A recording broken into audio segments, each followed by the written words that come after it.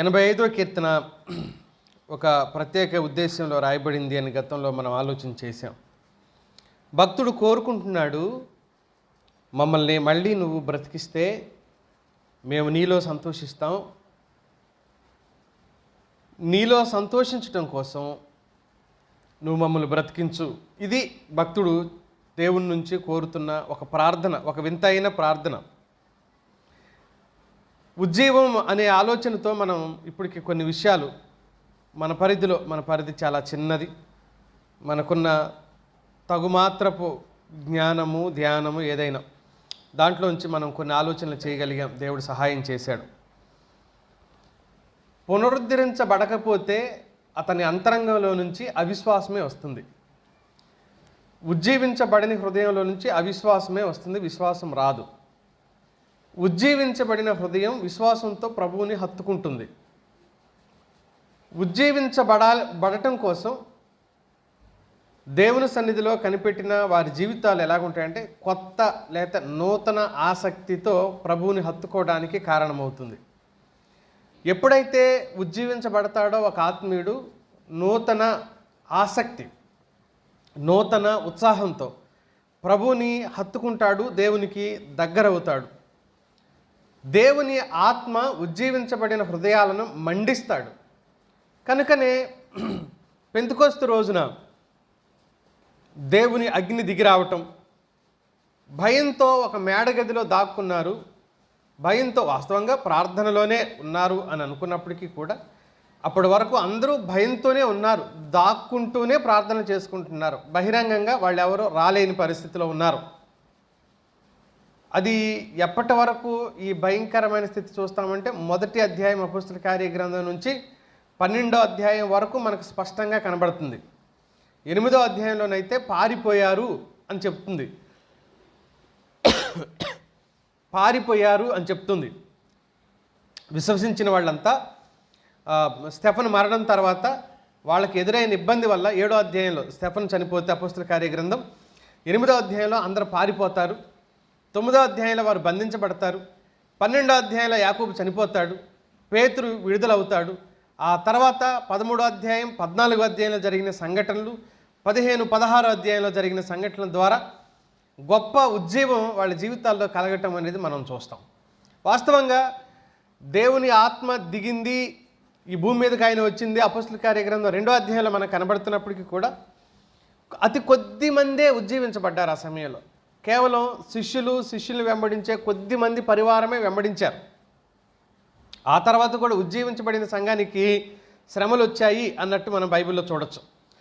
సరే, విషయానికి మనం వస్తే చరిత్ర అంతట్లో కూడా ఉజ్జీవం కోసం ప్రజలు ఒక నిబద్ధతతో దేవుణ్ణి ఆశ్రయించారు.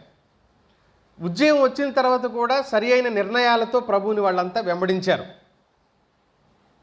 పెంతెకొస్తు రోజు జరిగిన ఆ సంఘటన దగ్గర నుంచి ఈరోజు ఈ నూతన నిబంధన చివరి సంఘ దినాలు ఇవి మనకు.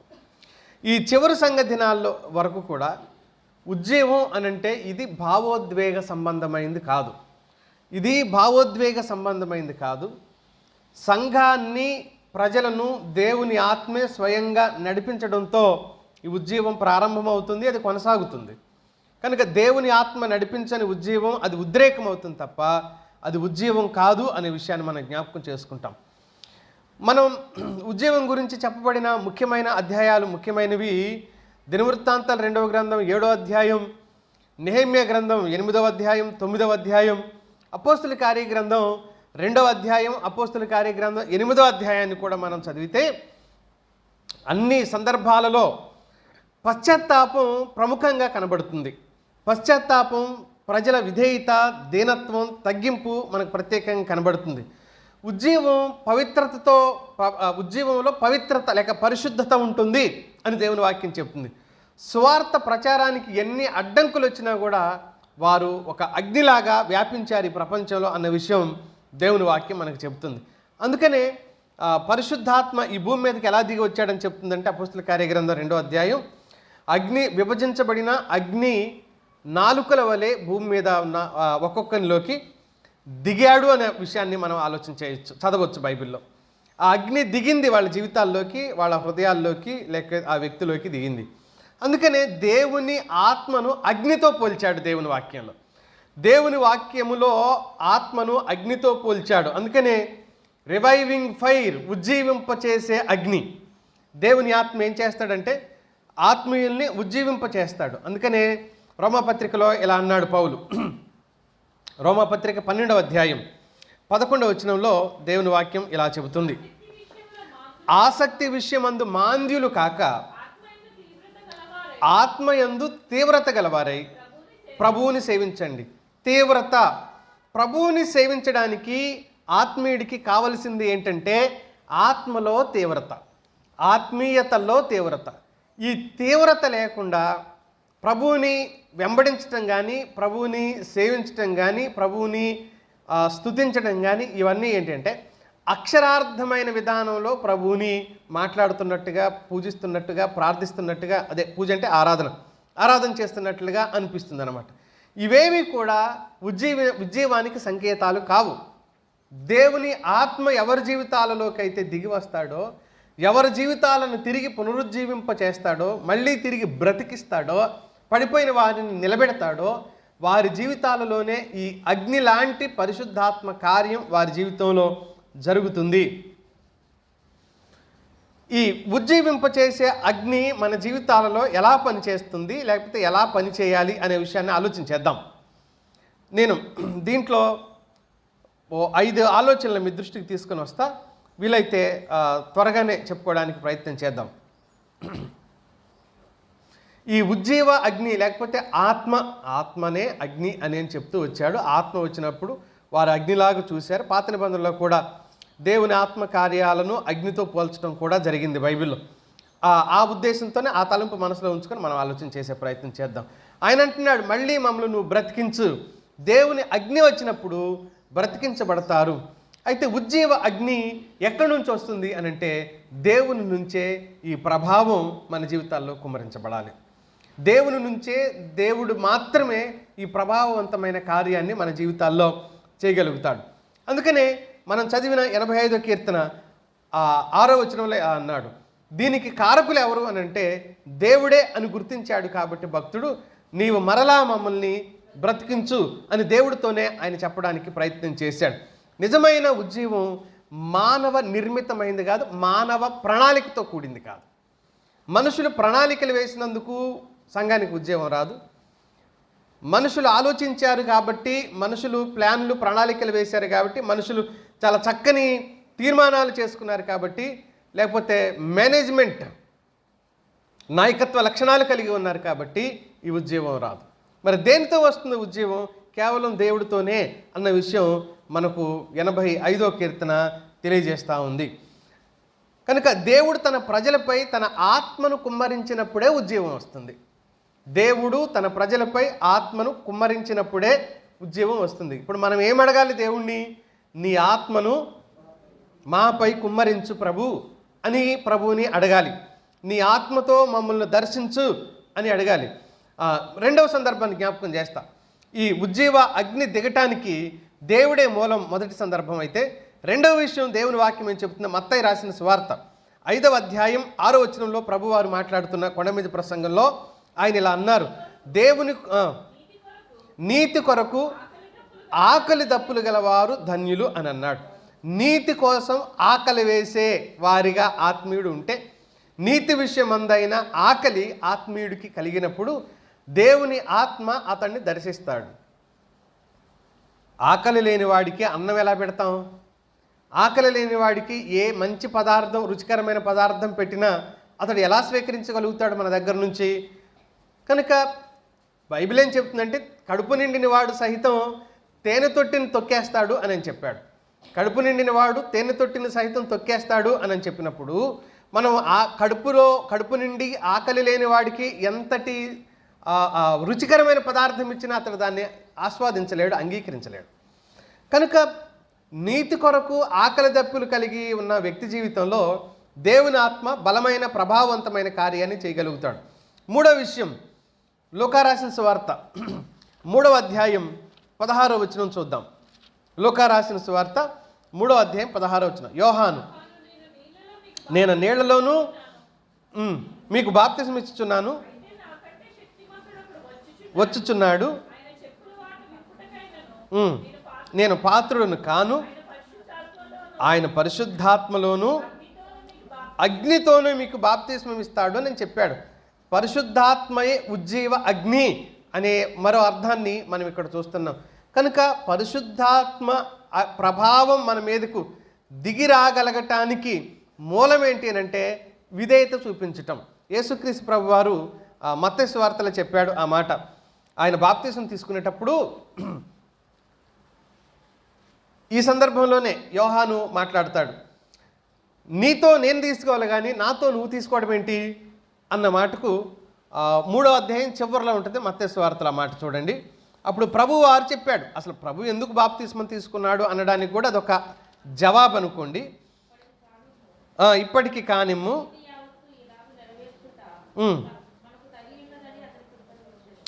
నీతి యావత్తు ఏం చేయాలన్నాడు? 15వ వచనంలో ఉంది. నీతి యావత్తు జరగాలి కాబట్టి ఇప్పటికి కానిమ్ము అని చెప్పి బాప్తిస్మం తీసుకున్నాడు యేసుక్రీస్తు ప్రభువారు. కనుక మనకి ఏం చెప్తుంది దేవుని వాక్యం? నీతిని జరిగించాలనే ఆసక్తి, విధేయత చూపించాలనే ఆసక్తి. యేసుక్రీస్తు పాప ప్రక్షాళనం కోసం ఏం బాప్తిస్మం తీసుకోలేదు, నీతిని జరిగించడం కోసం బాప్తిస్మం తీసుకున్నాడు. ఆయన ఎందుకు బాప్తిస్మం తీసుకున్నాడు అనడానికి కారణం, చాలామంది బాప్తిస్మం తీసుకున్నాడు కాబట్టి యేసుక్రీస్తు ప్రభువారు ఆయన కూడా పాపి అని చెప్పే అవకాశం లేకపోలేదు. ఇప్పటికే ఆ ప్రచారం సమాజంలో ఉంది. కానీ ఆ ఉద్దేశంతో యేసుక్రీస్తు ప్రభు తీసుకోలేదు. ఆయన మనకన్నింటిలో మాదిరి ఉన్నాడు కాబట్టి నీతి యావత్తు జరగటం కోసం ఆయన ఆ పని చేశాడు అని దేవుని వాక్యం మనకు తెలియజేస్తూ ఉంది. 4వ కారణం చెప్తాను. ఉజ్జీవ అగ్ని దిగి రావటానికి చేయవలసింది ఏంటి అని అంటే దేవుడు విరిగి నలిగిన హృదయాలను చూస్తాడు. దేవుడు విరిగి నలిగిన హృదయాలు చూస్తాడు, వినయస్తులను ఉజ్జీవింపు చేస్తాను అని యెషయా గ్రంథం 57వ అధ్యాయం 15వ వచనంలో చెప్పిన సందర్భం మనందరికీ తెలుసు. ఉజ్జీవింపు చేయడానికి వినయస్తులను, దీన మనసు గలవారిని, నలిగిన హృదయం గలవారిని ఆయన ఉజ్జీవింపు చేస్తాడు. దేవుని సన్నిధిలో ఉన్న ఒక ఆత్మీయుడు వినయస్తుడు కాకపోతే, విధేయత చూపించేవాడు కాకపోతే ఆ వ్యక్తిని దేవుడు ఉజ్జీవింప చేయలేడు. సరికదా? అతనిని బట్టి ఆటంక కారణం కూడా ఆ సంఘం మారిపోయే అవకాశం ఉంది. కనుక విధేయత, దీన మనస్సు, నలిగిన హృదయం లేక విరిగి నలిగిన హృదయం కలిగితే మనం చదువుతాం 51వ కీర్తన 16-17 వచనాలు. విరిగి నలిగిన హృదయంను నీవు అలక్ష్యం చేయవు కదా అని అన్నాడు భక్తుడు. కనుక విరిగిన స్థితిలోకి మనం రాగలిగితే ఖచ్చితంగా మనల్ని తిరిగి ఆయన ఉజ్జీవింప చేస్తాడు. 5వ కారణం మనం అపోస్తుల కార్యగ్రంథం 2వ అధ్యాయంలో చూస్తాం. ఉజ్జీవ అగ్ని దిగి రావటానికి అపోస్తలులు ఏం చేశారు అని అన్నప్పుడు వారందరూ ఒక చోట కూడుకొని ఏక మనస్సుతో ప్రార్థన చేస్తున్నారు. కాబట్టి ఏక మనస్సుతో ప్రార్థన చేయటం వలన మరియు అగ్ని జ్వాలల వంటి నాలుకలు విభాగింపబడి వారి మీదికి వచ్చినట్లుగా ఒక్కొక్కని మీద వ్రాలగా అనే మాటను మనం చదువుతాం. మొదటి వచనంలో వాళ్ళందరి గురించి ఏం చెప్పబడింది అని అంటే అందరూ ఒకచోట కూడుకొని ఉండటం అనే మాటను మనం చూస్తాం. తర్వాత మొదటి అధ్యాయంలో 13-14 వచనాల్లో కూడా ఈ మాట మనం చదవచ్చు. వీరందరూ వీరితోనున్న స్త్రీలను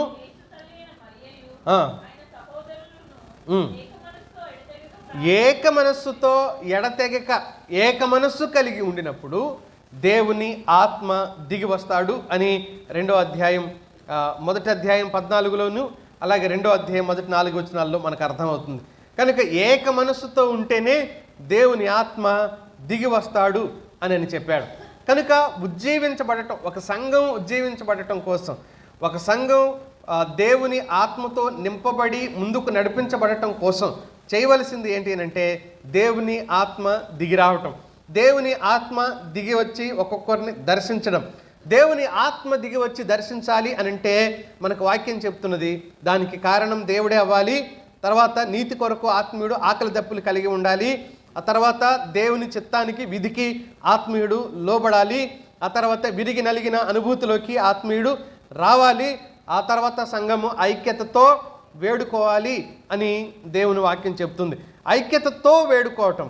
అయితే ఐక్యతతో వేడుకోవటానికి బదులుగా భిన్నంగా చాలామంది, ఇప్పుడు నేను ఇక్కడ వాక్యం చెప్పాను కదా, కొంతమంది మనలో ప్రార్థన చేస్తారు, వారి విధానము, వారి ప్రార్థన, వారు దేని గురించి ప్రార్థన చేశారో మనకు నచ్చినప్పుడు, వారు దేని గురించి ప్రార్థన చేస్తున్నారో మనకి అంగీకారం కానప్పుడు, అలాంటి విషయాలు మన కళ్ళ ముందు కనబడుతుండగా లేకపోతే చెవులకి వినబడుతుండగా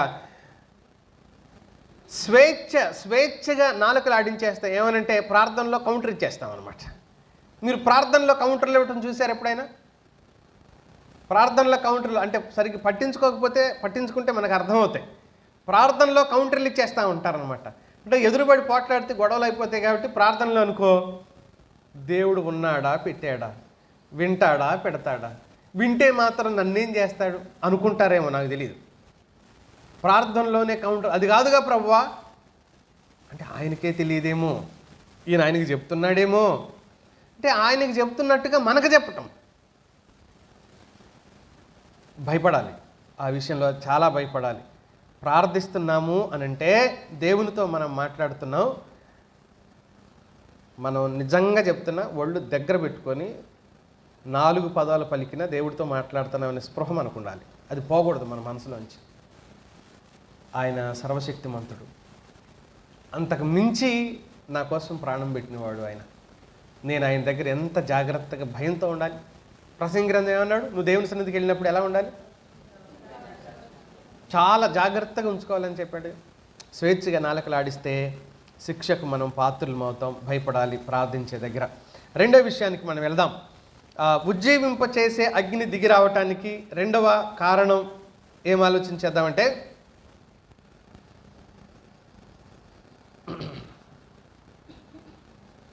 దిగి రావటానికి కొన్ని ఆటంకాలు నేను జ్ఞాపకం చేస్తా. ఇలా చేస్తే దేవుని అగ్ని లేక దేవుని ఆత్మ దిగి వస్తాడు. అయితే ఈ ఉజ్జీవానికి కొన్ని అడ్డంకులు లేకపోతే కొన్ని ఆటంకాలు ఉన్నాయి, దాన్ని జ్ఞాపకం చేస్తా.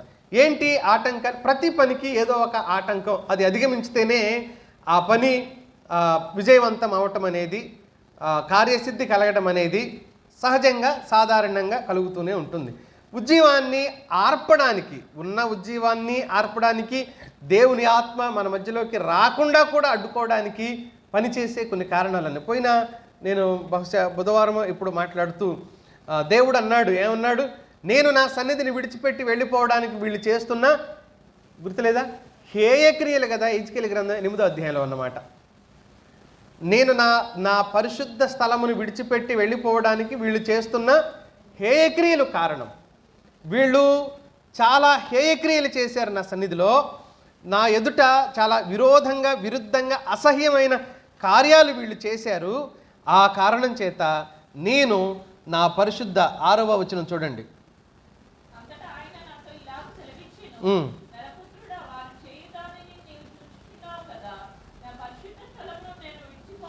నా పరిశుద్ధ స్థలమును నేను విడిచిపోవునట్లు ఇశ్రాయేలీలు, నేను నా పరిశుద్ధ స్థలాన్ని విడిచిపెట్టి వెళ్ళిపోయాను అంటే దానికి గల కారణం ఏంటన్నాడు? వీళ్ళు చేస్తున్న అత్యధికమైన హేయక్రియ. దేవుని మందిరంలో విగ్రహాలు పెట్టాడు, దేవుని మందిరంలో విగ్రహాలు పెట్టాడు. యెషయా కాలంలో ఆ విగ్రహాలను తర్వాత ఆయన తీస్తాడు. ఆ విగ్రహాలన్నింటినీ తీసేసిన సందర్భాన్ని మనం దినవృత్తాంతాలు 2వ గ్రంథం 22, 23 అధ్యాయాల్లో దాన్ని మనం చదువుతాం. కనుక బహుశా మనష్షే పెట్టినట్టున్నాడు ఆ విగ్రహాన్ని తీసుకొని వచ్చి. కనుక దేవుని మందిరంలోకి అసలు ఎంత ధైర్యం చేసి ఉండాలి చూడండి.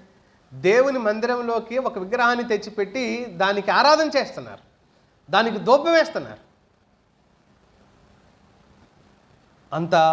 అందుకనే దేవుని ఆత్మ. ఈరోజు బహుశా మనం భౌతికమైన విగ్రహం మనం మందిరాల్లో పెట్టుకోకపోవచ్చునేమో, కానీ మిత్రులారా, ఆ స్థాయిలో దేవునికి కోపాన్ని పుట్టించే, దేవునికి దుఃఖాన్ని కలగజేసే చర్యలు, వాటిని హేయక్రియలు, అత్యధికమైన హేయక్రియలను నువ్వు చూచితివా అని అన్నాడు ఆయన. ఈరోజు మన జీవితాల్లో దేవుని అగ్ని, దేవుని ఆత్మ మనల్ని దర్శించడానికి, సంధించడానికి మనలో మనం కలిగి ఉండిన ఆయనకు ఆటంకం కలగజేసే సందర్భాలు. మొదటి సందర్భం యెషయా రాసిన గ్రంథం 59వ అధ్యాయం 1-2 వచనాలు ఇలా చెప్తుంది. 59:1 రక్షింపనేరక ఉండినట్లు యెహోవా హస్తము కురుచకాలేదు, విననేరకై ఉండినట్లు ఆయన చెవులు మందం కాలేదు. మీ దోషములు మీకును మీ దేవునికిని అడ్డుగా వచ్చును అని అన్నాడు. ఆ కారణం చేత మీ పాపములు ఆయన ముఖమును మీకు మరుగుపరచను గనుక ఆయన ఆలకింపకున్నాడు అని అంటున్నాడు. దేవుని ఆత్మ మనలను దర్శింపకపోవడానికి, దేవుని ఆత్మ మన జీవితాలలో పనిచేయకపోవడానికి మనం వ్యక్తిగతంగా మనం కలిగి ఉన్న పాపాలు, పర్సనల్ సిన్స్, వ్యక్తిగత పాపాలు. బహుశా అదే మనిషికి తెలియకపోవచ్చు, బహిరంగంగా మనం కొన్ని పాపాలు చేయకపోవచ్చు. ఈ వ్యక్తిగతమైన పాపాలు మన అంతరంగంలో ద్వేషం పాపమేగా, కోపం పాపమేగా, అసూయపడ్డం పాపమే కదా. ఇవి చిన్నవే అనుకుంటాం కదా. మనం ఏదో యథార్థంగా మాట్లాడుతున్న ఉద్దేశంతో ఆయన మంచోడు కాదు, ఈవిడ మంచిది కాదు, ఇలా మాట్లాడేస్తాం. నేను ఇందాకన్నా నాలుకలు ఆడించేస్తాం స్వేచ్ఛగా అని అంటున్నాను కదా. అది కూడా మనకు తెలియకుండా కలిగి ఉండిన పాపమే. అది దేవుని ఎదుట మన అంతరంగాన్ని మలినం చేసే పాపమే. ఆ కారణం చేత దేవుని ఆత్మ మనతో వ్యవహరించలేకపోతాడు. దేవుని ఆత్మ మనలో పని చేయలేకపోతాడు. మనలో ఎప్పుడైతే దేవుని ఆత్మ పని చేయలేకపోతాడో మనం నిస్సారమైన వ్యక్తులమేగా. మన అంతరంగంలో దేవుని కార్యాలకు స్థానం లేకుండా పోతుంది కదా. కనుకనే ఈ ఉజ్జీవ అగ్ని మన జీవితాల్లో దిగదు. ఉజ్జీవ అగ్ని దిగనంత వరకు మనం దేవుని కోసం నిలబడలేము, గొప్ప కార్యాలు చేయలేము, ఫలవంతమైన ప్రార్థనలు కూడా చేయలేము. అన్ని కార్యక్రమాలు రెగ్యులర్గా రొటీన్గా జరుగుతున్నట్టుగా అనిపిస్తుంటాయి, అన్ని సవ్యంగా సాగిపోతున్నట్టుగా, సవ్యంగా జరిగిపోతున్నట్టుగా అనిపిస్తాయి. కానీ దేవుని ఆత్మ పని చేయకపోతే సవ్యంగా జరిగినట్టుగా అనిపిస్తూ ఉండే ఫలితాలు లేని పనులు ఏం ప్రయోజనం చెప్పండి. అలాగే అందుకని ఈ అడ్డంకులను మనం అధిగమించాలి అని దేవుని వాక్యం మనకి తెలియజేస్తుంది. రెండవ అడ్డంకి ఒకటి ఉంది. అదేంటి అని అంటే యాకోబు రాసిన పత్రిక 4వ అధ్యాయం 2-3 వచనాలు ఒకసారి చూద్దాం. యాకోబు రాసిన పత్రిక 4వ అధ్యాయం. మీరు ఆశించుచున్నారు కానీ మీకు దొరుకుట్లేదు, నరహత్య చేయుదురు. నిందాకన్నాను కదా, మత్సరపడటం ద్వేషం లాంటిది అనుకోండి. కానీ సంపాదించుకోలేరు. పోట్లాడుదురు, యుద్ధం చేయుదురు కానీ దేవుని అడగనందున మీకేం దొరకడం లేదు. మీరు అడిగినను భోగముల నిమిత్తము దురుద్దేశంతో బలహీనమైన ప్రార్థన జీవితం దేవుని కదలికను అడ్డుకుంటుంది. E.M. బౌండ్స్ అనే ఆయన ప్రార్థన గురించి చాలా పుస్తకాలు రాశాడు. బహుశా 9 పుస్తకాల సెట్ అనుకుంటుంది. ఇంకా చాలా విషయాలు. E.M. బౌండ్స్ ప్రార్థన అనగానే బైబిల్ పండితుల్లో ముఖ్యంగా E.M. బౌండ్స్ పేరు తీసుకొని వస్తారు. ఆయన అంటున్నాడు, దేవుని కదలికను, దేవుణ్ణి కట్టి పెట్టేస్తుందంట మన బలహీనమైన ప్రార్థనలు, మన భక్తిహీనమైన చర్యలు దేవుణ్ణి కదలకుండా కట్టేస్తామంట మనం. అంటే ఆయన చేయి చాపి ఏమైనా పని చేయాలనుకుంటున్నా మన వ్యక్తిగత జీవితాలే, మన జీవితంలో ఆయన చేయి పెట్టకుండా ఉండటానికి మనమే కారణం అంటాడనమాట. కనుక బలహీనమైన ప్రార్థనా జీవితం అంతరంగంలో ఇక్కడ ఏమన్నాడు 2వ వచనంలో, మత్సరపడుదురు, ఒక రకంగా అసూయపడ్డం, ఓర్వలేకపోవటం అంటాం చూడండి. అది చిన్నదే అనిపిస్తుంది. నేను కరెక్ట్గా మాట్లాడుతున్నా, అతడు చెడ్డవాడు కాబట్టి నేను చెడ్డవాడు అన్నాను అనుకుంటాం. ఇక్కడ మనం చాలా తర్కం చేయాలి. ఇలాంటి విషయాల దగ్గర చాలా తర్కం చేయాలి. ఎందుకు అనంటే వాడు చెడ్డవాడు కాబట్టి నేను చెడ్డవాడు అన్నాను, తప్పే ఉంది. ఇప్పుడు నేను మాట్లాడేది నిజమేగా, అతడు చెడు చేసాడు కాబట్టే చిచ్చయ్య అన్నాను, దీంట్లో తప్పేముంది? తప్పు లేకపోవచ్చు, అది లోకనీతి సరిగ్గానే కనబడుతుంది, కానీ అది దేవుని నీతి అలాంటిదేం కాదు. దేవుడు ఏం చెప్పాడు అనంటే, నేను మళ్ళీ మొన్న కూడా జ్ఞాపకం చేశాను కదా, మీరు విభేదించేది విషయాన్ని విభేదించండి, వ్యక్తులను విభేదించకండి, విషయాన్ని, మాటని, సందర్భాన్ని ద్వేషించండి. అది చెడ్డది అని ఆ విషయాన్ని ద్వేషించండి, అతడు చేసిన పనిని తిరస్కరించండి, వ్యక్తులను తిరస్కరించి దేవుని దృష్టికి దోషులు కాకండి అని చెప్తున్నాను నేను. వ్యక్తులను తిరస్కరించి వ్యక్తులను ద్వేషించకండి, పాపి అయినా ద్వేషించకండి. కారణం ఏంటి అంటే ఆయన పాపుల్ని ప్రేమించినప్పుడు మనం ఎందుకు ద్వేషించాలి? ఆయనకి ఎంత కోపం, నేను ప్రేమించే నా పాపిని అంటే దేవుడు అనుకుంటాడు. నా ప్రియమైన పాపిని నేను ఎవరి కోసం వచ్చాను? పాపుల కోసం వచ్చాను. సూపరు. నేను పాపుల కోసం వచ్చాను. నేను ఎవరి కోసం ప్రాణం పెట్టాను? మరి మీరు ఏం చేస్తున్నారు? వాళ్ళని ద్వేషిస్తుంది. ఇప్పుడు మనం ఏమవుతున్నాం? మనకు తెలియకుండానే దేవునికి విరోధులం అయిపోతున్నాం. దీన్నే మనం తర్కంతో ఆలోచన చేయాలనేది. నేను ఇలాంటి విషయాల దగ్గర అది చిన్నదే కావచ్చు, కానీ ఇప్పుడు వాడు పాపం చేశాడా, పుణ్యం చేశాడా, మంచి చేశాడా, చెడు చేశాడా, ఈ జడ్జిమెంట్ల దగ్గర నా లైఫ్ ఆగిపోయి చివరికి వాడి వల్ల, నా వల్ల కాదు, నేను చేసిన పాపాల వల్ల కాదు, అతడితో నేను అనవసరంగా గోక్కున్నందువల్ల ఎవరికి శత్రువునైపోతున్నాను? దేవునికి. నాకెందుకు ఇప్పుడు వాడితో? చేతనైతే ఎంతో కొంత ప్రేమ ఉంటే ఏమనాలి? వాడిని మార్చు ప్రభు అని చెప్పాలి, వాడి జీవితాన్ని బాగు చేయమని చెప్పాలి. కానీ ఏం చేస్తున్నాము? అందుకని తెలియక చేసేవే ఇవి. తెలియక చేసినా కూడా రాబోయే మనిషికి గేట్ వేసేసామనుకోండి, తీసామనుకొని వేసాం, వాడు ఎలాగొస్తాడు? ఆ టైపులో ఉంటుంది చాలాసార్లు. అందుకని దేవుని ఆత్మని జీవితంలో పనిచేయడానికి మనమే ఆటంక కారణంగా మారిపోయాం. అది రెండోది. మూడవ కారణం అర్ధ హృదయం, సగం హృదయం దేవుడికి ఇస్తున్నామంట. సగం హృదయం. దీన్ని దేవుని వాక్యం ఏమని సంబోధించింది మిత్రులారా అనంటే, ప్రకటన గ్రంథం 3వ అధ్యాయం 15-16 వచనాల్లో మనకు తెలుసు. ఏమన్నాడు? నులివెచ్చని స్థితి, నువ్వు చల్లగానైనను వెచ్చగానైనను ఉండి నీడలు అది నీకు మేలు.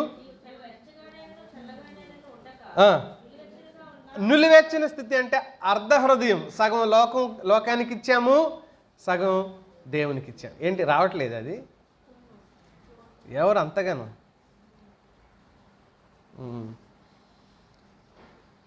సగం హృదయాన్ని ఇచ్చాం, సగం లోకం, సగం దేవుడు. అందుకనే దేవుని ఆత్మ మన జీవితాల్లో పనిచేయడం లేదు. మిత్రులారా, ఆలోచించుదాం ఈ విషయాలన్నింటినీ. మనం దేవునికి దగ్గర అవ్వటానికి వినబడుతున్న ప్రతి సందేశాన్ని ఉపయోగించుకోవాలి. మనం దేవుడు దయగలవాడు కాబట్టి ఆయన మాటలు సరైన రీతిలో నీలాంటి మనలాంటి వాళ్ళకి వినిపించడానికి ఆయన ఇష్టపడుతున్నాడంటే ఆయన మనల్ని ప్రేమిస్తున్నాడని మనం అర్థం చేసుకోవాలి. ఆయన ఎంతో ప్రేమిస్తున్నాడు కాబట్టి. మీరు మన సందేశాల కింద కామెంట్లు చూడండి. మాకు లేరన్నా చెప్పేవాళ్ళు, మాకు లేదు ఇలాంటి వాక్యం, మా సంఘంలో చెప్పడం లేదు, మాకు అర్థం కావట్లేదు, రకరకాలుగా మాట్లాడేవాళ్ళు ఉన్నారు. మీరు కామెంట్లు చూసుకోండి. మామూలుగా కింద వీడియో కింద చూడండి. ఎప్పుడైనా వాళ్ళని చూసినప్పుడు దుఃఖం అనిపించింది, బాధ అనిపించింది. ఎక్కడుంటారో, వాళ్ళతో ఎంతమంది ఉన్నారో మనకు తెలీదు. కానీ దేవుడు మనకి ఇచ్చిన ఈ అవకాశాన్ని మనం ఆయనకి దగ్గర అవ్వటానికి ఆయన ఇష్టపడుతున్నాడు. అర్ధ హృదయం, సగం లోకంలో హృదయం నింపేసుకున్నాం లోకంతో, లోక సంబంధమైన విషయాలతో. సగం దేవునికి. ఆయన పూర్ణ హృదయం ఇవ్వకపోతే తీసుకుంటాడా? ఏం చెప్పాడు? పూర్ణ హృదయంతో, పూర్ణ ఆత్మతో, పూర్ణ మనస్సుతో, పూర్ణ బలముతో అని చెప్పాడు. అది నాకు పూర్ణంగా ఇవ్వాలి. మీరు ఇస్తే సగం ఇస్తే నేను దాన్ని తీసుకున్నాను. సగం ఇచ్చిన హృదయాన్ని, సగం హృదయం నాకు అక్కర్లేదన్నాడు. 4వ కారణాన్ని చెప్తా. 133వ కీర్తనలో చెప్పిన మాట ఏంటి? 133వ కీర్తన. అసలు మీరు ఎంత పాస్ట్లో ఉన్నారో. సహోదరులు ఐక్యత కలిగి నివసించుట ఎంత మేలు, ఎంత మనోహరం. దేవుడు మనకు దయ చూపితే ఈ 133వ కీర్తన మీద నేను కొన్ని సందేశాలు మీకు అందించే ప్రయత్నం చేస్తా. దేవుడు మనకు అవకాశం కల్పించాలి. ఈ 3 వచనాలు, కనీసం 3 వర్తమానాలైనా ఆలోచన చేద్దాం రాబోయే రోజుల్లో. ఒక్కో వచనంలో చెప్పబడిన పోలిక దేన్ని ఉద్దేశించి మాట్లాడాడో ఆలోచన చేద్దాం. ఇక్కడ ఏమంటున్నాడు? ఐక్యత లోపించినప్పుడు దేవుని ఆత్మ ఆ సంఘంలో పనిచేయడు. ఐక్యత లోపించినప్పుడు దేవుని ఆత్మ ఆ సంఘంలో పని చెయ్యడుగాక చేయడు. విభజనకు కారణమయ్యే వ్యక్తులను గురించి దేవుడు దుఃఖపడతాడు. విభజనకు కారణమయ్యే వ్యక్తులను గురించి దేవుడు దుఃఖపడతాడు. అందుకనే చాలా సంఘాల్లో గ్రూపులు ఉంటాయి. సాధారణంగా నాకు తెలిసినంత వరకు సంఘాల్లో గ్రూపులు ఉంటాయి. ఆ గ్రూపులు ఎలా ఉంటాయంటే, పాస్టర్ గ్రూపు ఒకటి ఉంటుంది, పాస్టర్ని వ్యతిరేకించే గ్రూప్ ఒకటి ఉంటాయి. ఇవి 2 గ్రూపులు ఉంటాయి. మరికొన్ని సంఘాలు ఎలా ఉంటాయంటే పాస్టర్కి ఏం సంబంధం ఉండదు, నామక లేకపోతే పెయిడ్ పాస్టర్లు కాబట్టి ఇప్పుడున్న మన సహవాసాల్లో ఉండే వాళ్ళందరూ గాలిపటం లాగా ఉన్నాం, అదే తెగి తెట్టిపోతామో తెలియదు, ఎక్కడ ఉంటామో తెలియదు, పెయిడ్ పాస్టర్లం అయిపోయాం మేము ఇప్పుడు. ఆ కారణం చేత మాకే చిక్కులు లేవు, మాకే చింతలు లేవు, కనుక ఉంటే ఉంటాం, పోతే పోతాం, దారం ఎప్పుడు తెగిద్దో మాకే తెలియదు, ఉంటే ఉంటాం, పోతే పోతాం. కాబట్టి మాకే బాధ లేదు, మాకే చింత లేదు, మేమేదో చేయాలని ఆసక్తి ఏది, గ్రూపులు చేయాలి ఏదో చేయాలని ఆసక్తి లేదు. ఇక మీయే 2 గ్రూపులు, మాకేం సంబంధం లేదు. మీయే 2 గ్రూపులు. ఈ 2 గ్రూపులు ఒకళ్ళు అవునంటే సాధారణంగా అది మంచి అయినా చెడైనా ఒక గ్రూప్ అవునంటే రెండో గ్రూప్ ఏమంటారు? కాదంటారు. వీటి వలన దేవుని ఆత్మ సంఘంలో పనిచేయలేదు. వీటి వలన దేవుని ఆత్మ. కానీ 133వ కీర్తన అద్భుతమైన కీర్తన ఏం చెప్తుంది? ఐక్యత కలిగి నివసించితే అది ఎలా కనబడుతుందంటే ఆయన దృష్టికి మేలు అందంగా కనబడుతుందంట. ఆ అందాన్ని తర్వాత వచనాల్లో వర్ణించాడు. ఆ అందాన్ని ఒక అభిషేకంతో పోల్చి మాట్లాడాడు కదా. అహరోను తల మీద పోయబడిన పరిమళ తైలంతో పోల్చాడు కదా. దైవజనుణ్ణి యాజకుడిగా అభిషేకించేటప్పుడు చేసిన ఆ అద్భుతమైన ఘట్టాన్ని మన ముందు ఆవిష్కరించింది దేవుని వాక్యం. ఆ అభిషేకం నిండుగా తల మీద పోయబడి అతని అంగీల అంచుల వరకు కారిన పరిమళ తైలం అని చెప్పాడు. నిండైన అభిషేకం కలుగుతుంది అన్నాడు. ఎప్పుడు? అది ఐక్యత కలిగి నివసించినప్పుడు. 4 విషయాలు చెప్పాడు. 5వది ప్రార్థన ఆత్మ చల్లబడితే. సాధారణంగా మన వాళ్ళు చాలామంది చెప్తుంటారు, నేను సరిగ్గా ప్రార్థన చేయలేకపోతున్నానండి. అందరి జీవితంలో జరుగుద్ది ఆ సంగతి, అందరి జీవితాల్లో జరిగిద్ది. అయితే జరిగిన విషయాన్ని గుర్తించి సరిదిద్దుకునేవాడు ఆత్మీయుడు అవుతాడు. జరిగిన విషయాన్ని గుర్తించినా కూడా కొంతమంది అసలు గుర్తించరు. నువ్వు చేస్తావేంటి నాకులాగా, నువ్వేంటి ఈ మధ్య ప్రార్థన చేయట్లేదు, ఇంట్లో వాళ్ళే అడుగుతారు.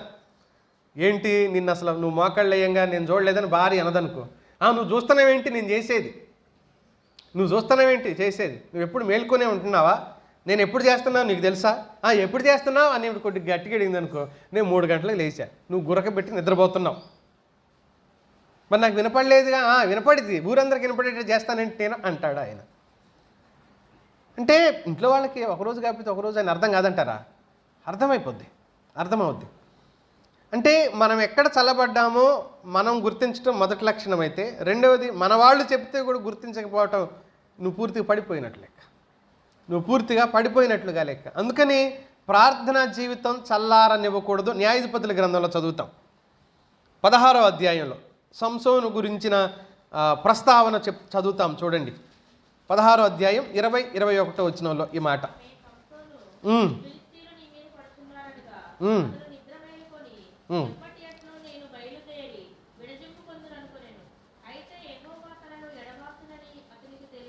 అతనికి తెలియదు, యెహోవా అతని ఎడబాసెనని అతనికి తెలియలేదు అనే మాట. అతనికి విషయమే అర్థం కాలేదు. అతని తల లేకపోతే జుట్టు తీసివేయబడగానే అతనిలో నుంచి ప్రభావం బయటికి వెళ్ళిపోయింది అనే మాటను మనం చదువుతాం. ఎప్పుడైతే అతనిలో నుంచి ప్రభావం బయటికి వెళ్ళిపోయిందో వాళ్ళు బంధించారు. బంధకాల్లో బోన్లో పడిన ఎలుక పిల్లలాగా సంసోను స్థితి మారిపోయినట్లు మనం ఈ భాగంలో చూడొచ్చు. కనుక అతడు తనలో నుంచి ప్రభావం పోయింది అన్న విషయం అతడికి అర్థమైందా? తెలియలేదు. ఆ పై వచనాల్లో ఎంత బలహీనంగా అతని జీవితం మారిపోయిందో మనం చూడొచ్చు. అయితే యేసుక్రీస్తు ప్రభు వారు 12 సంవత్సరాలు రక్తస్రావం గల స్త్రీ ఆయన్ని వచ్చి ముట్టుకోగానే ప్రభు ఏమన్నాడు? మీకు జ్ఞాపకం ఉందా? నన్ను ఎవరో ముట్టారు, నాలో నుంచి ప్రభావం బయటికి వెళ్ళింది ఆయన చెప్పాడు. మరి సంసోను ఏమనుకున్నాడు? అడిగిపోతే ఉందిలే అని అనుకున్నాడు. అంటే గుర్తించలేదు. తన ఆధ్యాత్మిక స్థితి తాను గుర్తించినంత వరకు దేవుని ఆత్మ మన జీవితాల్లో పనిచేయడు. ఈ 5 కారణాలు ఉజ్జీవానికి గల అడ్డంకులు. ఈ 5 కారణాలు. మరొక విషయాన్ని జ్ఞాపకం చేస్తా. లేక దేవుని ఆత్మ అగ్ని లేక దేవుని ఆత్మీయ శక్తి మన జీవితాల్లో ప్రభావంగా వచ్చినప్పుడు దానికి గల గుర్తులేంటి? ఆయన మనతో పని చేయటం ప్రారంభిస్తున్నాడు, ఆయన మనతో పని చేయటానికి ఇష్టపడుతున్నాడు అనడానికి గుర్తులేంటి? ఏం గుర్తులు చెప్తాం? ఏం గుర్తులు చెప్పొచ్చు? ఆయన మనతో పనిచేస్తున్నాడు అనడానికి, మనలో మన జీవితాలలో ఆయన పనిచేస్తున్నాడు అంటే ఏం గుర్తులు చెప్తాం? లేకపోతే ఎలా ఆత్మీయ అగ్నిని ఎలా అనుభవించాలి? మనం అనుభవించడానికి మనం ఏం చేస్తే అనుభవించగలం? లేకపోతే ఈ మాట చెప్తానులేండి, నేను చాలా పాయింట్స్ రాసుకున్నా, అందులో కొన్ని వదిలేసి నేను ఇది చెప్తాను.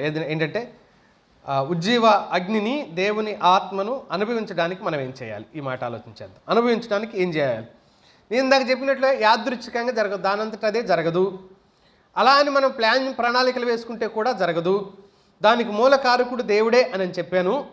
విశ్వాసులు యథార్థ హృదయంతో దేవుణ్ణి వెతికినప్పుడే ఈ కార్యం జరుగుతుంది మిత్రులారా. యథార్థ హృదయంతో దేవుణ్ణి వెతకాలి. కేవలం దేవుణ్ణి అవసరాల కోసం మాత్రమే ఉపయోగించుకునే స్వార్థపరులుగా మనం ఉండకూడదు. ఆయన్ని యథార్థ హృదయంతో మనకు ఎవరు కావాలి? ఆయన కావాలి అనే దృక్పథం మొదట ఉండాలి. ప్రభువు కావాలి నాకు మొదట అనే దృక్పథం మనలో ఉండాలి. దీనికి నేను గతంలో కూడా జ్ఞాపకం చేసిన వాక్య భాగం దినవృత్తాంతముల 2వ గ్రంథం 7వ అధ్యాయం 14వ వచనంలో ఉజ్జీవం వినయపూర్వకమైన నిరంతర ప్రార్థనతో సాధ్యమవుతుందని గతంలో కూడా జ్ఞాపకం చేశాను. తమ్మును తాము తగ్గించుకొని చెడు మార్గాన్ని విడవాలి, తగ్గించుకోవాలి, ఆయన్ని వెతకాలి, అప్పుడు దేవుడు కార్యం జరిగిస్తాడు అని చెప్పాడు. ఈ అగ్నిని ఎలా అనుభవించగలం? ఎలా అంటే ఈ పద్ధతి, ఇదే పద్ధతి. తగ్గించుకోవాలి, వినయ మనసుతో ఉండాలి, చెడు మార్గాన్ని విడిచిపెట్టాలి, నిరంతరం ప్రార్థనలో కొనసాగాలి. అప్పుడే ఉజ్జీవ అగ్నిని, దేవుని ఆత్మను మన జీవితాల్లో మనం పొందగలుగుతాం. అంతే ఏదో జరిగిపోతున్నాయి, అది కూడా జరిగిపోతుందిలే అని అనుకోకూడదు మిత్రులారా. ఎప్పటికప్పుడు ప్రభు చిత్తం ఎరిగి నడుచుకోవడానికి మనంతట మనం వీలైనంతగా ప్రయత్నం చేయవలసిన అవసరత, ఆ అక్కర మనందరికీ ఉంది అనే విషయాన్ని మనం గుర్తించాలి. రెండవ కారణాన్ని జ్ఞాపకం చేస్తాను చూడండి. అపోస్తుల కార్యగ్రంథంలో 2వ అధ్యాయానికి రండి. 3వ అధ్యాయం 19వ వచనంలో చూడండి ఆ మాటని. 19:20లో ఉంటుంది ఆ మాట.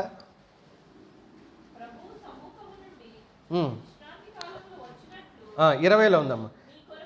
మీ కొరకు నియమించిన క్రీస్తు యేసును ఆయన పంపునట్లును మీ పాపములు తుడిచివేయబడి నిమిత్తం మారు మనసు నుండి తిరుగుడి అని అన్నాడు. మార్పు పొందడం కోసం ప్రయత్నించాలి. మేము మారేం కదండి, మేము ఎప్పుడో మారేం కదా అంటే ఎప్పుడో మారావు. అనుదిన జీవితం మన రక్షణను పెంపొందించుకునే, కొనసాగించుకునే ఈ క్రమంలో ధూళిని దులుపుకొని లేవాలి, దుమ్మును దులుపుకొని లేవాలి.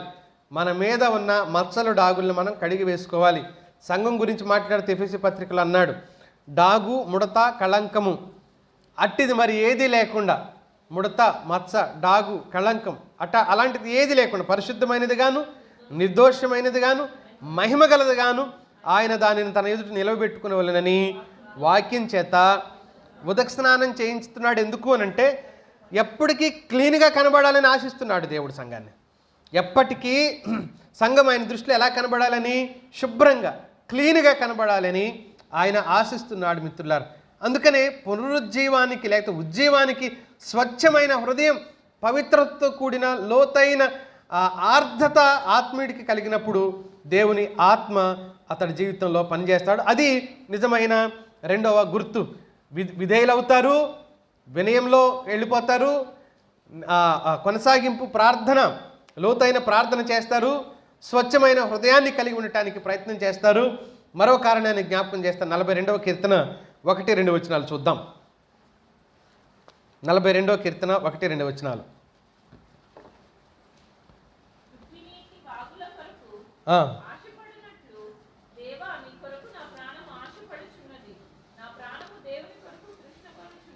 దేవుని కోసం ఆశ కలిగి ఉంటాడు.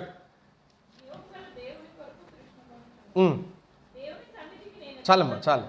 ఉజ్జీవ అగ్ని ఎలా అనుభవించాలి అని అంటే ఈ ఆశ కలిగిన వాడిని మనం ఏం చదువుతాం 107 కీర్తనలో ఆశ కలిగిన ప్రాణాన్ని ఆయన ఏం చేస్తాడని తృప్తిపరుస్తాడు అని.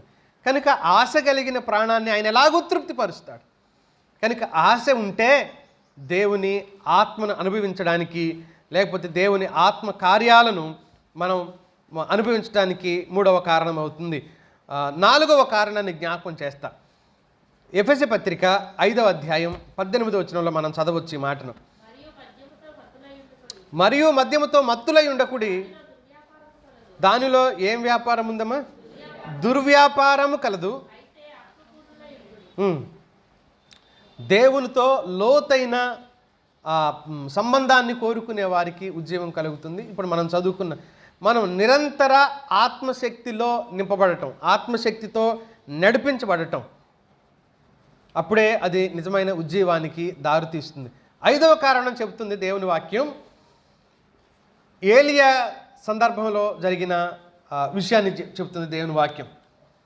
ఏలియా ప్రార్థించినప్పుడు అగ్ని దిగి రావటం. రాజులు మొదటి గ్రంథంలో 18వ అధ్యాయంలో మనం చదువుతాం. 36వ వచనం నుంచి కిందకి కొన్ని వచనాలు మనం చదివితే అర్థమవుతుంది.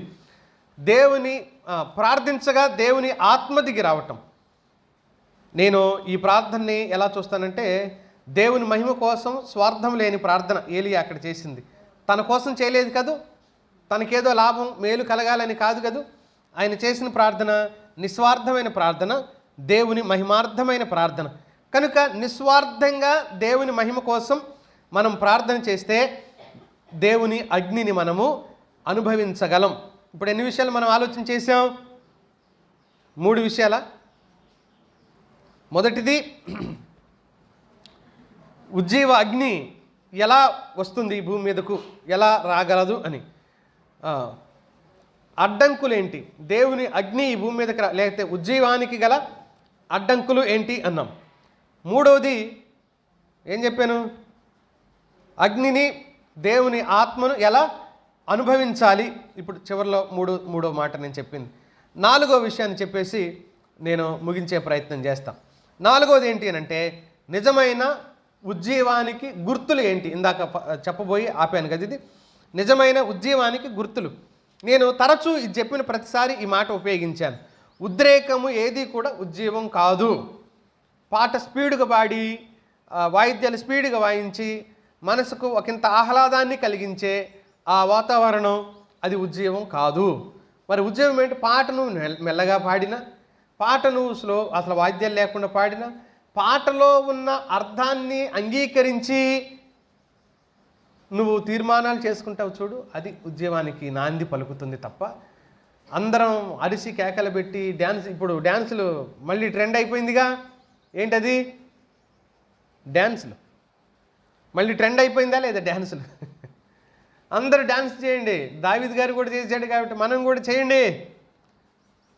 అలాంటి ఉజ్జీవం అది నిజమైంది కాదు. అది దేవుడు దాన్ని అంగీకరించడం లేదు. నిజమైన ఉజ్జీవానికి గుర్తులు చెప్తాను చూడండి. బైబిల్ ఏం చెప్తుందో ఆ గుర్తులు మనం ఆలోచన చేసే ప్రయత్నం చేద్దాం. డ్యాన్సులే ఉజ్జీవమా? జనమే పోగైన కుప్ప ఉజ్జీవమా? లక్షల మంది వస్తున్నారు కాబట్టి ఉజ్జీవమా? ఏం కోరుతుంది దేవుని వాక్యం? అసలు ఏం చెబుతుంది? దేవుని ఆత్మ ఏమి నేర్పించడానికి ప్రయత్నం చేస్తున్నాడు? కొరింథీయులకు పౌలు రాసిన 2వ పత్రిక 7వ అధ్యాయం 10వ వచనంలో చూడండి. దైవ చిత్తానుసారమైన దుఃఖము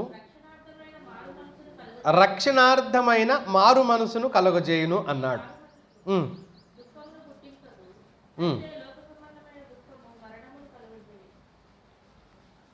రక్షణార్థమైన దైవ చిత్తానుసారమైన దుఃఖము రక్షణార్థమైన మారు మనసును కలగజేస్తుంది. ఎప్పుడైతే దేవుని ఆత్మ ఆ ప్రజల మధ్యలోకి దిగి వస్తాడో వారు పశ్చాత్తాపంతో కన్నీరు కారుస్తారు అని చెప్తుంది దేవుని వాక్యం. వారు పశ్చాత్తాపంతో కన్నీరు కారుస్తారు అని చెప్తుంది. చాలాసార్లు ఆత్మీయులు గంట సేపు ప్రార్థన చేసిన వారి కంటిలో నుంచి ఒక బొట్టు రాలదు. ఒక సోదరిని నేను ఇలా అడిగాను. ఆమెకు ఆరోగ్యం బాగోకపోతే మన దగ్గరికి తీసుకొచ్చి పెట్టారు. మందిరంలోనే ఉంటూ ఉంది. నేను ఆమెకు సువార్త చెప్తూ ఉండేవాడిని. వాళ్ళు రక్షించబడిన వాళ్ళు కాదు, క్రైస్తవేతర కుటుంబంలో నుంచి వచ్చిన వాళ్ళు. నేను ఆమెకి, ఆ సోదరికి వాక్యం చెప్తూ ఉండేవాడిని.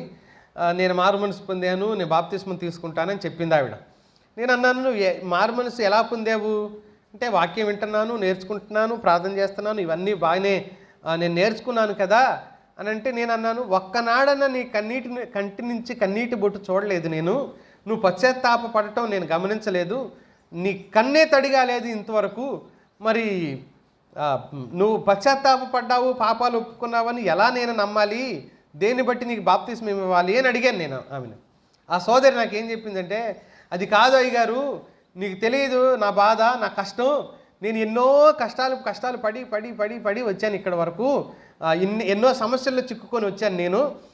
ఆ సమస్యలన్నిటికీ ఏడ్చి నా లోపల కన్నీళ్ళు అయిపోయినాయి కన్నీళ్ళు అని చెప్పింది ఆమె. నేను ఫస్ట్ సారి నా కన్నీళ్ళు అయిపోతాయని.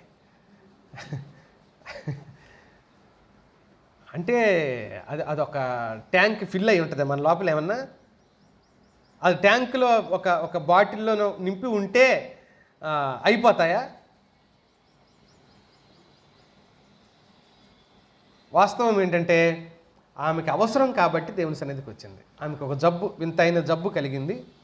ఆ కారణం చేత ఆమె దేవుని సన్నిధిలోకి వచ్చింది. అంతేగాని ఆమె ఏం పశ్చాత్తాపడి ఏడవలేదు గతంలో. తర్వాత కూడా పశ్చాత్తాపడి ఏడవలేదు. ఆ తర్వాత చాలా రోజుల తర్వాత, మళ్ళీ నెలల తర్వాత, ఆమె బాగా అయిపోయిన తర్వాత, నేను బాప్తిస్మం ఇవ్వలేదు. సంవత్సరం వరకు ఆమెకి నేను బాప్తిస్మం ఇవ్వలేదు. సంవత్సరం తర్వాత ఏదో సందర్భంలో వ్యక్తిగతంగా మాట్లాడుతూ ఉండగా ఆమె పశ్చాత్తాప పడింది. ఆ రోజు చాలాసేపు ఏడ్చింది. నేనే ఇక వెళ్ళిపోదాం అనుకుంటున్నా కూడా ఆమె ఆపలేదు. 1.5-2 గంటల సేపు పశ్చాత్తాప పడింది. నేను ఆ పిల్లలతో చెప్పేసి వచ్చాను, మీ అమ్మ పశ్చాత్తాప పడుతుంది, ప్రార్థన చేస్తుంది, డిస్టర్బెన్స్ చేయకండి, ఆమెను వదిలేయండి అని అంటే, సాయంత్రం 11 గంటలకి నేను వెళ్ళి ఇంటికి వస్తే సాయంత్రం వరకు ఆమె ఏడ్చిందంట. తెల్లవారి మళ్ళీ నేను అడిగాను, కన్నీళ్ళు అయిపోయాయేమో కదా లక్ష్మి, ఆమె పేరు, కన్నీళ్ళు అయిపోయాయేమో కదా లక్ష్మి, ఇన్ని కన్నీళ్ళు ఎక్కడి నుంచి వచ్చినాయంటే, ఏమో నాకు తెలియట్లేదు అంటుంది ఆమె. తెలియటానికి ఏం లేదు, అయిపోవటానికి ఏముండదు. ఇది నిజమైన పశ్చాత్తాపం. ఇప్పుడు నువ్వు బాప్తిస్మానికి సిద్ధంగా ఉన్నావు, ఇప్పుడు ఇస్తాను నీకు బాప్తిస్మం అని చెప్పి ఆమెకు బాప్తిస్మం ఇచ్చి పేరు మార్చాం. ఆ సమయంలో ప్రస్తావన ఎందుకు చేశానంటే, చాలామంది గంట ప్రార్థన చేసాం కదా, బాగా చేసామనే భావనలోనే ఉంటాం తప్ప, కనీసం కళ్ళు చెమర్చని ప్రార్థన, దేవుని ఆత్మ నడిపించాడని ఎలా చెప్పగలుగుతాం? భారం లేని ప్రార్థనలో బాధ ఉండదు, బాధ లేని ప్రార్థనలో కన్నీరు రాదు. ఏమంటారు? అర్థమైంది కదా నేను చెప్పిన మాట? కనుక కన్నీరు లేని ప్రార్థనలు చాలా చేస్తూనే ఉంటారు, గంటల తరబడి చేస్తూనే ఉంటారు. చాలా వాక్యాలు ఏకరువు పెడతా ఉంటారు. ఊపిరి ఎప్పుడు తీసుకుంటారో తెలియదు, పదాల వెంట పదాలు వచ్చేస్తూ ఉంటాయి. ఓయబ్బా ఇంత ప్రార్థన చేస్తున్నారు కదా అనుకుంటే ఏముండదు అందులో. వాసన మంచిగా వస్తుంది కానీ బిర్యానీలు ఉప్పు లేదన్నట్టు అయిపోయింది. భలే స్మెల్ వస్తుంది, బిర్యానీ సూపర్గా ఉంది, ఉప్పు లేకపోతే తినగలరా? ఆ టైపులే ఉంటాయి చాలామంది ప్రార్థనలు. నిజమైన పునరుజ్జీవన సంకేతాలు, ఉజ్జీవించబడుతున్నాడు ఈ వ్యక్తి, ఈ సంఘం అంటే నీకు గుర్తు ఏంటంటే, మొట్టమొదటిది కన్నీరు. ఇది చాలా ప్రముఖమైంది, చాలా ప్రాముఖ్యమైంది. ఆయన పాదాలు తమ కన్నీళ్లతో తడిపిన సందర్భం మనం జ్ఞాపకం చేసుకోవాలి. రెండవ సందర్భం చూడండి, అపోస్తలుల కార్యగ్రంథం 6వ అధ్యాయం 4వ వచనం. ఇది పునరుద్ధానం అనడానికి గుర్తు, రెండవ గుర్తు. అయితే మేము ప్రార్థన యందు ఎడతెగక దేవుని సన్నిధి పట్ల కొత్త ఆసక్తి రగలాలి, ఆ ఆసక్తి రగలాలి దేవుని సన్నిధి పట్ల. వీళ్ళు ఏమని చెబుతున్నారు? మేము ప్రార్థన యందు, వాక్య పరిచర్య యందు, ఇంకా చెబుతున్నారు మాతోనే పరిచర్య చేపిస్తున్నారు మీరు, మేము పరిచర్య చెయ్యం అంటే భౌతిక పరిచర్య గురించి అపోస్తలులు మాట్లాడుతున్న భౌతిక పరిచర్య గురించి. మేము భౌతిక పరిచర్య చెయ్యం, దానికోసం కొంతమంది సహకారులను ఏర్పాటు చేసుకుందాం, మేము ఇంకా వాక్య పరిచర్యలోను, ప్రార్థనలోను, ధ్యానంలోను సమయం గడపాలి మేము అని అన్నారు దేవుని సేవకులు ఆ రోజు అపోస్తలులు. ఇంకా నిజంగా ఉజ్జీవించబడినప్పుడు దేవుని వాక్యంలో, ప్రార్థనలో సమయాన్ని గడుపుతాడు ఆత్మీయుడు. వాక్యం అంటే అయిష్టత ఉండదు, వాక్య ప్రార్థన అంటే అయిష్టత ఉండదు. మరో దైవజనుడు ఇలా చెప్పాడు, నీ సంఘంలో ఎంతమంది ఉన్నారో అందరినీ లెక్కించకు, ఉపవాస ప్రార్థనకి ఎంతమంది వస్తారో వారినే లెక్కించు అన్నాడు. నిజమైన సంఘం ఏదంట? ఉపవాసం నీ సంఘ సంఖ్య ఎంతంటే, అయ్యా పండగలప్పుడు మాకు 150, 200, పండగ లేని మామూలు ఆదివారం రోజు 70, 80, ఇక ఉపవాస ప్రార్థన అయితే 15, 20 అన్నాడు అనుకో, అదే నీ సంఘం అన్నాడంట. నీ ఒరిజినల్ నిజమైన సంఘం అదేను. ఎందుకంటే ఇలాంటి అంటే సరే మనకి నేను దీన్ని తిరస్కార ధోరణితో కాకుండా అందరికి కుదరకపోవచ్చేమో, కానీ ఆ ఆసక్తి కుదరకపోవటం ఇక్కడ మీరు మంచి ఆలోచన చేశారు. ఇక్కడ ఈ 2 పూట్ల ఈ ప్రార్థన జరగటం అనేది చాలా మంచి ఆలోచన. ఇప్పుడు తీరని వాళ్ళు ఆ టైంకి చేరుకోవచ్చు, కలవచ్చు మనతో. ఈ అవకాశం మనకుంది. అవకాశం ఉండి కూడా దీన్ని సద్వినియోగం చేసుకోకపోవటం ఏంటంటే చల్లారిన స్థితిని జ్ఞాపకం చేస్తుంది మిత్రులారా. చల్లారిన పరిస్థితిని మనకు జ్ఞాపకం చేస్తుంది. మొదటిది కన్నీరు అయితే, రెండవది ఆకలి, ప్రార్థనా వాక్యం పట్ల ఆకలి ఉంటుంది. 4వ అధ్యాయం చూడండి, ఇక్కడే 4వ అధ్యాయంలో 31వ వచనం.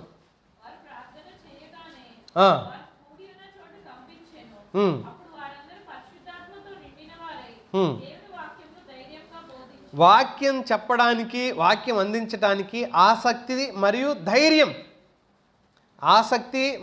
ధైర్యం. ఒకరోజు మాట్లాడకుండా పారిపోయిన వీళ్ళే ఎలా మారిపోయారు కాలక్రమంలో అంటే, దేవుని ఆత్మ వాళ్ళని దర్శించిన తర్వాత, దేవుని ఆత్మ వాళ్ళని నింపిన తర్వాత వాళ్ళు ఎలా మారిపోయారని చెప్తుంది వాక్యం. అంటే ధైర్యం వచ్చేసింది. దేవుని వాక్యం పట్ల, వాక్యాన్ని ప్రకటించే దగ్గర, వాక్యాన్ని బోధించే దగ్గర వారికి ధైర్యం కలిగింది అనే మాటను చదువుతాం. 4వ సందర్భాన్ని చూద్దాం. ఇంకా పేజీ వెనక్కి తిప్పండి, 2వ అధ్యాయంలో. ఆ మాట మనం 42 నుంచి చివరి వరకు చదవచ్చు. కొన్ని మాటలు నేను మీ దృష్టి తెస్తా. వీరు అపోస్తలుల బోధ యందును, సహవాసమందును, రొట్టె విరుచుట యందును, ప్రార్థన చేయుట యందును ఎడతెగక ఉండిరి. అప్పుడు ప్రతివానికి భయం కలిగెను. అంటే వీళ్ళని చూసి జనానికి ఏం కలిగిందంటాడు? భయం. సంఘాన్ని చూసి ఏం కలుగుతుంది? భయం. మనల్ని చూసి ఎవరికైనా భయం కలిగిద్దా? ఎక్కడ దొరుకుతామా అని ఎదురు చూస్తూ ఉంటారు. చులకన కాదు మనం అంటే ఈరోజు. అంటే మన విధానంలో లోపాలు కలగటం వల్ల బయట వ్యక్తులు, ఆ మాటకు వస్తే బయట వ్యక్తులు అని అంటే విరోధ భావం పెంచుకునే వాళ్ళ గురించి మాట్లాడట్లేదు. మన చుట్టుపక్కల మన విధానం వాళ్ళకి భయానికి బదులుగా చులకన భావం అవుతుంది. వీళ్ళ అనేలాగా. కానీ ఆది సంఘాన్ని చూసినప్పుడు ఎలా ఉన్నారు అక్కడ? అప్పుడు ప్రతివానికి భయం కలిగింది, మరియు అనేక మహత్కార్యాలు, సూచక్రియలను అపోస్తుల ద్వారా కలిగెను.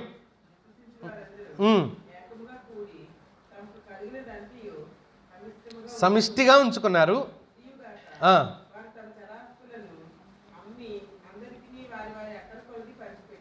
స్థిర ఆస్తులు మొత్తం అమ్మేశారంట. ఏకమనస్కులై ప్రతి దినము దేవాలయంలో తప్పక కూడుకొనుచు, ఇంటింట రొట్టె విరుచుచు, దేవుని స్తుతించుచు, ప్రజలందరి వలన దయ పొందిన వారై, ప్రజలందరూ వాళ్ళల్లో వాళ్ళకి భయం కలిగింది, భక్తుల్లో భయం కలిగింది. బయట వాళ్ళు కూడా దయ కలిగి ఉంటున్నారు వీళ్ళ మీద. ఆనందంతోనూ నిష్కపటమైన హృదయంతోనూ దేవుని ఆత్మ దర్శించినప్పుడు ఇలా ఉంటారు. రక్షణ పొందుచున్న వారిని అనుదినము వారితో చేర్చుచుండెను. ఇది ఉజ్జీవించబడడానికి గల సంకేతం. అనుదినము అంటే ప్రతిరోజు రక్షించబడుతున్నారు. మరి ఈరోజు సంఘంలో ప్రతిరోజు రక్షించబడుతున్నారా? ఈ మాట మనం చెప్పగలమా? ఇది 4వ కారణం, ఉజ్జీవానికి గల సంకేతం. 5వ కారణం చెప్తాను చూడండి. నేను మొన్న జ్ఞాపకం చేశాను ఈ ప్రస్తావన. యోనా 3వ అధ్యాయంలో మనం చదువుతాం. యోనా బోధించినప్పుడు పట్టణమంతా ఏమయ్యారు? పశ్చాత్తాపపడ్డారు. నమ్మి ఒప్పుకొని పశ్చాత్తాపపడిన సందర్భాన్ని మనం చూస్తాం. కనుక 3వ అధ్యాయం 5 నుంచి 10 వచనాలు ఈ సందర్భాన్ని చూడొచ్చు. నిజమైన పశ్చాత్తాపం, నిజమైన ఉజ్జీవం కలిగినప్పుడు ప్రభావవంతమైన కార్యాలు జీవితంలో జరుగుతాయి మిత్రులారా. నేను 4 ఆలోచనలు మీ దృష్టికి తీసుకుని వచ్చా. 4 ఆలోచనలు. ఒకటి, ఉజ్జీవం అనేది కేవలం ఎక్కడి నుంచి వస్తుంది? దేవుని నుంచి మాత్రమే రావాలి అని అన్నాను.